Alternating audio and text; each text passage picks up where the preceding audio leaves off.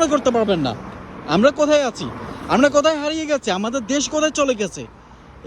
এগুলোকে দেশ ফলো করতে পারে না। আমাদের দেশে তো অ্যাক্সিডেন্ট হওয়ার কোনো সম্ভাবনাই নেই। এখানে প্রত্যেকটা রোডের মধ্যে একটা আপনার মেজারমেন্ট দেওয়া আছে, আপনার মানে স্পিডের মেজারমেন্ট দেওয়া আছে। হ্যাঁ, আপনি কোন স্পিডে এখানে গাড়ি চালাবেন। দেখেন এখানে গাড়ি দাঁড়িয়ে গেছে, আমি আপনাকে শো করাচ্ছি। এই যে দেখেন, এই যে এখন টিউন হচ্ছে এবং প্রত্যেকটা গাড়ি আমার জন্য দাঁড়িয়ে যাবে ইন্ডিভিজুয়ালি। দেখেন এই গাড়িটা দাঁড়িয়ে গেছে এবং এখানে এই গাড়িগুলো একদমই সুন্দর করে দাঁড়িয়ে গেছে। হ্যাঁ, এখানে কারো বাবার কোনো ক্ষমতা নেই এবং কোনো মানে যত বড় মন্ত্রী বলেন, সরকার বলেন, কারো বাবার কোনো ক্ষমতা নেই। এই যে এই সময় কোনো গাড়ি আছে, কোনো মানুষ আছে, কোনো মানুষ নেই, বাট গাড়ি দাঁড়িয়ে আছে। এখন আপনার সিগন্যাল চলে গেছে, এই যে দেখেন সিগন্যাল আউট হয়ে গেছে, মানুষ যাতায়াতের এখন গাড়ি চলাচল শুরু হচ্ছে।